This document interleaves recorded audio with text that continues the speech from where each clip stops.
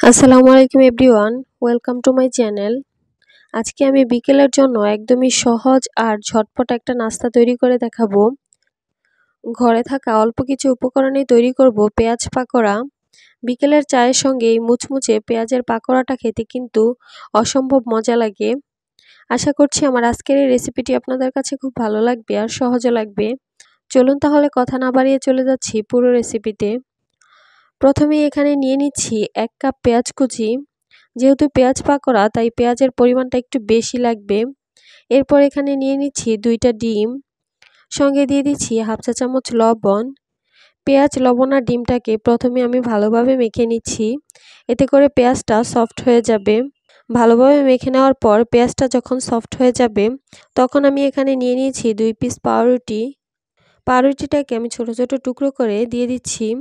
এবার এই পাউরুটিগুলো আমি খুব ভালোভাবে মেখে নিচ্ছি। পাউরুটিগুলি কিন্তু বাইন্ডিংয়ের কাজ করবে। যদি এখানে পাউরুটি না দিতে চান তাহলে বাইন্ডিংয়ের জন্য ময়দা বা বেসনও দিতে পারেন। পাউরুটিগুলো যখন সব কিছুর সঙ্গে ভালোভাবে মিশে যাবে তখন আমি এখানে দিয়ে দিচ্ছি কর্নফ্লাওয়ার 2 টেবিল চামচ, হাফ চা চামচ দিয়ে দিচ্ছি লাল মরিচের গুঁড়া, হলুদ গুঁড়া দিয়ে দিচ্ছি 1/4 চা চামচ, কাঁচামরিচ দিয়ে দিচ্ছি 1 চা চামচ, ধনিয়া পাতা কুচি দিয়ে দিচ্ছি 1 টেবিল চামচ। এবারে সব কিছুকে একসঙ্গে খুব ভালোভাবে মিশিয়ে নিচ্ছি। সব কিছু ভালোভাবে মিশিয়ে নেওয়ার পর এখন আমি পাকোড়াগুলিকে বানিয়ে নিব। আমি পাকোড়াগুলিকে একটু লম্বা শেপ করে বানিয়ে নিয়েছি। আপনারা চাইলে গোল বা চ্যাপ্টা আপনাদের পছন্দ মতো যে কোনোভাবে বানিয়ে নিতে পারেন। চুলায় একটি প্যানে আমি পরিমাণ মতো তেল গরম করে নিয়েছি। এবার আমি এখানে একটা একটা করে পাকোড়াগুলিকে দিয়ে দিব। অতিরিক্ত গরম তেলে পাকোড়াগুলি দেওয়া যাবে না, তাহলে উপর থেকে পুড়ে যাবে আর ভেতর থেকে কাঁচা রয়ে যাবে। চুলার হিটটাকে মিডিয়ামে রেখে পাকোড়াগুলিকে আমি মুচমুচে করে ভেজে নিব। 2 মিনিটের মতো এক পাশ ভেজে নেওয়ার পর আরেক পাশ উল্টে দিচ্ছি। যেহেতু পেঁয়াজ পাকোড়া তাই ভাজতে খুব বেশি একটা সময় লাগবে না। 4 থেকে 5 মিনিটের মধ্যেই কিন্তু ভাজা হয়ে যাবে। 4 থেকে 5 মিনিটের মধ্যেই খুব সুন্দর একটা কালার চলে এসেছে। এখন আমি তেল ঝরিয়ে এই পাকোড়াগুলিকে তুলে নিব। এর থেকে আর বেশি লালচে করব না। তেল থেকে উঠিয়ে নেওয়ার পর কিন্তু আরও কিছুটা লালচে হয়ে যাবে।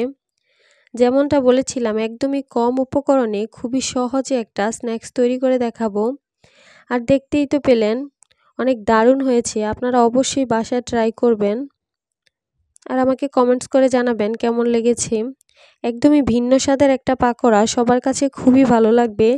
বাসায় ট্রাই করলে অবশ্যই আমাকে কমেন্টস করে জানাবেন। ভালো লাগলে একটি লাইক দিবেন। আজকে আমি আলু দিয়ে খুবই মজাদার একটা স্ন্যাক্স তৈরি করে দেখাবো। আজকে আমি তৈরি করছি পটেটো ফিঙ্গার্স। অল্প কিছু উপকরণে মজাদার এই স্ন্যাক্সটি তৈরি করে নেওয়া যায়। বিকেলের চায়ের সঙ্গে এরকম একটা স্ন্যাক্স খেতে কিন্তু দারুণ লাগবে। আমি আশা করছি আমার আজকের ভিডিওটি আপনাদের কাছে খুব ভালো লাগবে। আর ভালো লাগলে একটি লাইক দিবেন আর আমার চ্যানেলটি সাবস্ক্রাইব করবেন। পাশে থাকা বেল বাটনটি ক্লিক করে রাখবেন আমার পরবর্তী ভিডিও নোটিফিকেশন সবার আগে পাওয়ার জন্য। পটেটো ফিঙ্গার্সগুলি তৈরি করার জন্য আমাদের লাগবে সেদ্ধ করা আলু। আমি এখানে 3টা আলুকে ছোট ছোট টুকরো করে ভালোভাবে সেদ্ধ করে নিয়েছি। এরপরে এই আলুগুলোকে আমি ভালোভাবে ম্যাশ করে নিচ্ছি। আপনারা চাইলে কিন্তু গ্রেটার দিয়েও গ্রেট করে নিতে পারেন। খেয়াল রাখতে হবে আলুগুলো যেন একদমই মিশে যায়, কোনো বড় টুকরো না থেকে যায়। আলুগুলো ভালোভাবে ম্যাশ করা হয়ে গেছে। এবার আমি এখানে দিয়ে দিচ্ছি হাফ চা চামচ লবণ, লাল মরিচের গুঁড়া দিয়ে দিচ্ছি হাফ চা চামচ, কালো গোলমরিচের গুঁড়া দিয়ে দিচ্ছি 1/4 চা চামচ, কর্নফ্লাওয়ার দিয়ে দিচ্ছি 1/4 কাপ। কর্নফ্লাওয়ার পরিবর্তে আপনারা চাইলে এখানে চাউলের গুঁড়া ব্যবহার করতে পারেন। ধনিয়া পাতা দিয়ে দিচ্ছি 2 টেবিল চামচ। এবার এই সব কিছুকে আমি খুব ভালোভাবে মিশিয়ে নিচ্ছি। সব কিছুকে ভালোভাবে মিশিয়ে নেওয়ার পর এখন আমি হাত দিয়ে ভালোভাবে মেখে নিব। সব কিছু ভালোভাবে মেখে শক্ত একটা ডো তৈরি করতে হবে। ডোটা এমনভাবে তৈরি করতে হবে যেন স্টিকি না হয়ে যায়। আপনাদের ডোটা যদি স্টিকি লাগে তাহলে আরও কিছুটা কর্নফ্লাওয়ার অ্যাড করে নেবেন। আমি এবার এই ডোটাকে 2 ভাগে ভাগ করে নিচ্ছি। এবার এই ডো থেকে আমি রুটির মতো করে বেলে নিচ্ছি। তবে রুটির মতো পাতলা হবে না, কিছুটা ভারী রেখেই রুটিটা বেলে নিতে হবে। এই রুটির থিকনেসটা ঠিক যতটা হবে পটেটো ফিঙ্গার্সগুলির থিকনেসও ঠিক ততটাই হবে, তাই একটু বুঝে আন্দাজ মতো বেলে নিতে হবে। বেলে নেওয়া হয়ে গেলে রুটিটা চারপাশ থেকে কেটে আমি এই রুটিটাকে স্কোয়ার শেপ করে নিব। আর এই কাটা অংশগুলো আমি ফেলে দিব না, এগুলোকে আবারও বেলে নিব। এবার আমি এগুলোকে চিকন আর লম্বা করে কেটে নিব। আপনারা চাইলে আরও ছোট বা বড় চিকন করেও কেটে নিতে পারেন। যত বেশি চিকন করে কাটা যাবে ফিঙ্গারগুলি খেতে ততই বেশি ক্রিস্পি হবে। সবগুলি কেটে নেওয়ার পর আমি একটা একটা করে আলাদা করে সরিয়ে নিচ্ছি, তা না হলে একটার সঙ্গে একটা লেগে যেতে পারে। আমি একটু আপনাদের কাছ থেকে দেখিয়ে দিচ্ছি। দেখতেই পাচ্ছেন এটা থিকনেসটা ঠিক কীরকম হয়েছে। এখন আমি এই ফিঙ্গার্সগুলিকে ভাজতে চলে যাচ্ছি। চুলায় একটি প্যান বসিয়ে পরিমাণ মতো তেল গরম করে নিয়েছি। এরপর একটা একটা করে ফিঙ্গার্সগুলি দিয়ে দিচ্ছি। যেহেতু আমি এই ফিঙ্গার্সগুলি একটু লম্বা করে রেখেছি, তাই একসঙ্গে অনেকগুলি দেওয়া যাবে না। একসঙ্গে অনেকগুলি দিলে নাড়াচাড়া করতে অসুবিধা হবে। আর তাছাড়া প্রথম অবস্থায় ফিঙ্গার্সগুলি অনেক নরম থাকে, ভেঙে যাওয়ার সম্ভাবনাও থেকে যায়। চুলার হিটটাকে হাই মিডিয়ামের মাঝামাঝি রেখে ফিঙ্গার্সগুলিকে ভেজে নিতে হবে। একদম মুচমুচে করে উল্টে পাল্টে কিন্তু ফিঙ্গার্সগুলিকে সমানভাবে ভেজে নিতে হবে। তা না হলে এক পাশ থেকে বেশি কালার চলে আসবে, অন্য পাশ থেকে কম কালার আসবে। দেখতেই পাচ্ছেন এই পটেটো ফিঙ্গার্সগুলির মধ্যে কিন্তু খুব সুন্দর একটা গোল্ডেন কালার চলে এসেছে। এগুলোকে ভাজতে কিন্তু খুব বেশি একটা সময় লাগেনি, 5 থেকে 6 মিনিটের মতো সময় লেগেছে। এখন আমি এই ফিঙ্গার্সগুলিকে একটা ছাঁকনিতে করে তেল ঝরিয়ে উঠিয়ে নিচ্ছি।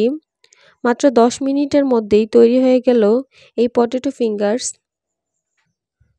এত কম সময়ের মধ্যে আর এত কম উপকরণে তৈরি হয়ে গেল রেস্টুরেন্টের স্টাইলে পটেটো ফিঙ্গার্স।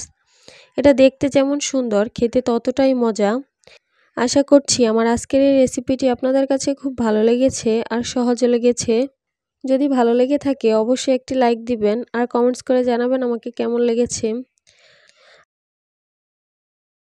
ঝটপটভাবে একদমই মুচমুচে আলুর পাকোড়া তৈরি করে দেখাবো।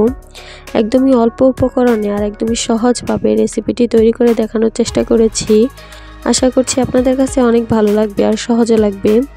চলুন তাহলে কথা না বাড়িয়ে চলে যাচ্ছি পুরো রেসিপিতে। আলুর পাকোড়া তৈরি করার জন্য আমি এখানে নিয়ে নিয়েছি 3টি আলু। খোসা ছাড়ানো এই আলুগুলোকে এখন আমি একটা গ্রেটার দিয়ে গ্রেট করে নিব। গ্রেটার ছাড়াও কিন্তু এই আলুগুলোকে কুচি করে নিতে পারেন। সবগুলো আলু আমি এভাবে গ্রেট করে নিয়েছি। গ্রেট করার পর আলুগুলো দেখতে ঠিক এরকম হয়েছে। এবার আমি এগুলোকে খুব ভালোভাবে ধুয়ে পরিষ্কার করে নিব। 2 থেকে 3 বার পানি পরিবর্তন করে আলুগুলোকে আমি ধুয়ে নিব। পাকোড়াগুলিকে অনেক বেশি ক্রিস্পি করার জন্য আলুগুলোকে ভালোভাবে ধুয়ে নিতে হবে। ভালোভাবে ধুয়ে নেওয়ার পর এবার আমি পানিগুলোকে ভালোভাবে নিংড়ে একটা মিক্সিং বোলে আলুগুলোকে নিয়ে নিচ্ছি। এবার আমি এখানে দিয়ে দিচ্ছি 1/4 কাপ ময়দা, সঙ্গে দিয়ে দিচ্ছি 1/4 কাপ কর্নফ্লাওয়ার। পেঁয়াজ কুচি দিয়ে দিচ্ছি আমি এখানে 2 টেবিল চামচ। ধনিয়া পাতা কুচি দিয়ে দিচ্ছি 1 টেবিল চামচ। 1 চা চামচ দিয়ে দিচ্ছি কাঁচামরিচ কুচি। লাল মরিচের গুঁড়া দিয়ে দিচ্ছি 1/2 চা চামচ।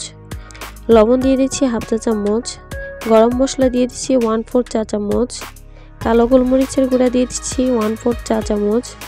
আদা গুঁড়া দিয়ে দিচ্ছি 1/4 চা চামচ। রসুন গুঁড়া দিয়ে দিচ্ছি 1/4 চা চামচ। আদা রসুন গুঁড়া যদি আপনাদের হাতের কাছে না থাকে তাহলে সেটা বাদও দিতে পারেন। এখন এই সব কিছুকে আমি একসঙ্গে খুব ভালোভাবে মিশিয়ে নিব। কিছুক্ষণ ভালোভাবে মাখিয়ে নেওয়ার পর দেখতেই পারবেন আলুটা একদমই সফট হয়ে গেছে। এখন আমি ছোট আর পাতলা করে পাকোড়াগুলিকে বানিয়ে নিব। পাকোড়াটা পাতলা করে বানালেই কিন্তু অনেক বেশি ক্রিস্পি হবে।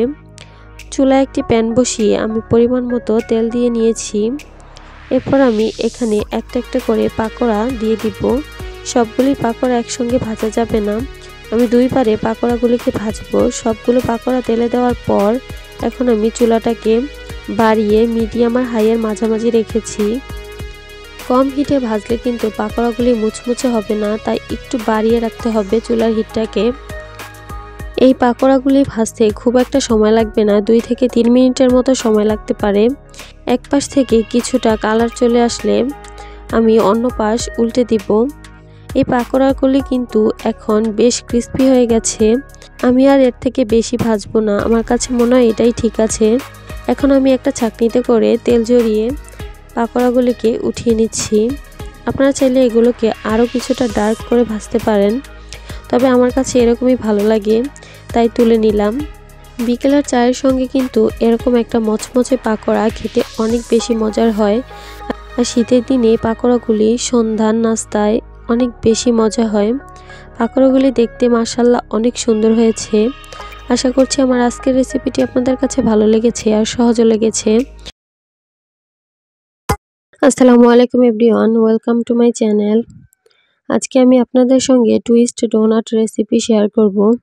বাচ্চারা তো ডোনাট খেতে এমনিতেই পছন্দ করে, আর তার মধ্যে যদি এরকম টুইস্ট হয় তাহলে তো আরও বেশি পছন্দ করবে। খুবই সহজ আর মজাদার একটা রেসিপি, আপনারা অবশ্যই বাচ্চাদের জন্য বাসায় ট্রাই করবেন। আশা করছি আমার আজকের রেসিপিটি আপনাদের কাছে খুব ভালো লাগবে আর সহজও লাগবে। যদি ভালো লেগে থাকে তাহলে আমার চ্যানেলটি অবশ্যই সাবস্ক্রাইব করবেন আর পাশে থাকা বেল বাটনটি ক্লিক করে রাখবেন আমার পরবর্তী ভিডিওর নোটিফিকেশন সবার আগে পাওয়ার জন্য। তাহলে কথা আর না বাড়িয়ে চলে যাচ্ছি পুরো রেসিপিতে। প্রথমেই আমি একটি মিক্সিং বোলে হালকা গরম দুধ নিয়ে নিচ্ছি হাফ কাপ। তবে দুধের পরিবর্তে আপনারা চাইলে হালকা কুসুম গরম পানিও দিতে পারেন। তবে একটা জিনিস খেয়াল রাখতে হবে, দুধ বা পানি কোনোটাই যাতে অতিরিক্ত গরম না থাকে। এবার এখানে দিয়ে দিচ্ছি 1 চা চামচ ইস্ট, সঙ্গে দিয়ে দিচ্ছি 1 টেবিল চামচ চিনি। সব কিছুকে একসঙ্গে নেড়ে ছেড়ে ভালোভাবে মিশিয়ে নিব। মিশিয়ে নিয়ে 10 মিনিটের জন্য এটাকে রেস্টে রেখে দিব অ্যাক্টিভ হওয়ার জন্য। এই 10 মিনিটের জন্য আমি আর নাড়াচাড়া করব না।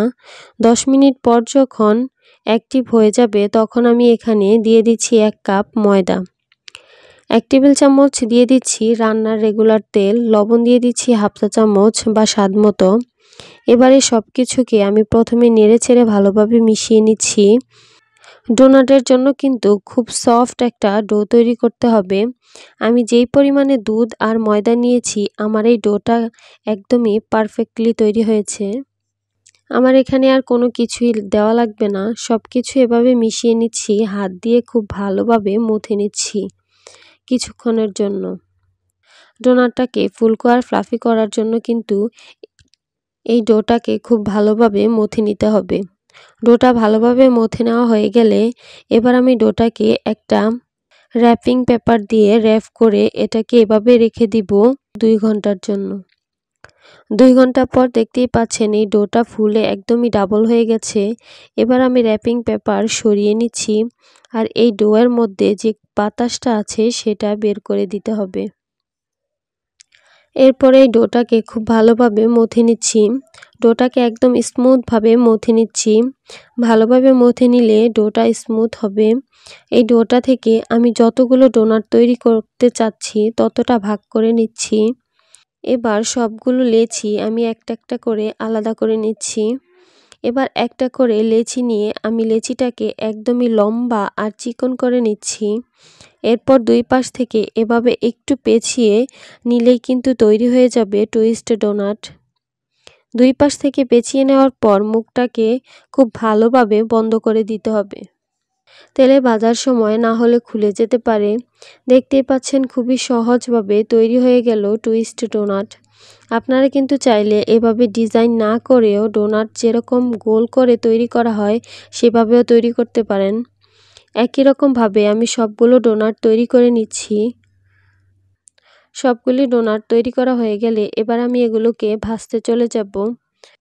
চুলায় একটি প্যানে পরিমাণ মতো তেল দিয়ে নিয়েছি। তেলটা যখন হালকা গরম হয়ে এসেছে তখন আমি একটা একটা করে ডোনাটগুলি দিয়ে দিব। একসঙ্গে কিন্তু অনেকগুলো করে দেওয়া যাবে না, কেননা এগুলা ফুলে কিন্তু ডাবল হয়ে যাবে। চুলার হিটটাকে মিডিয়ামে রেখে এই ডোনাটগুলিকে ভাজতে হবে। ডোনাটগুলিকে কিন্তু একটু পর পর উল্টে পাল্টে দিতে হবে। ডোনাট হতে কিন্তু খুব বেশি সময় লাগবে না, এগুলো খুব দ্রুতই কালার চলে আসে। দেখতেই পাচ্ছেন এই ডোনাটগুলিতে খুব সুন্দর একটা কালার চলে এসছে, তার মানে আমার ডোনাটগুলি ভাজা হয়ে গেছে। আমি তেল ঝরিয়ে একটা একটা করে ডোনাটগুলি তুলে নিচ্ছি। ডোনাটগুলিকে তুলে আমি একটা ছড়ানো প্লেটে রেখে দিয়েছি কিছুটা ঠান্ডা হয়ে যাওয়ার জন্য। এই ডোনাটগুলো দেখতে যেন আরও বেশি সুন্দর হয় আর খেতেও যেন আরও বেশি মজাদার হয়, তাই এগুলোকে আমি চিনির মধ্যে খুব ভালোভাবে কোট করে নিচ্ছি। একদমই সফট আর তুলতুলে নরম, শুধু বাচ্চারা না বড়রাও এটা খেতে খুবই পছন্দ করবে। আশা করছি আমার আজকের এই সহজ রেসিপিটি আপনাদের কাছে খুব ভালো লেগেছে আর সহজও লেগেছে। অবশ্যই বাসায় ট্রাই করবেন আর আমাকে কমেন্টস করে জানাবেন আপনাদের কাছে কেমন লেগেছে। আর বেশি বেশি লাইক দিবেন আর আমার চ্যানেলটি সাবস্ক্রাইব করে পাশে থাকবেন। সবাই ভালো থাকবেন। আল্লাহ হাফেজ।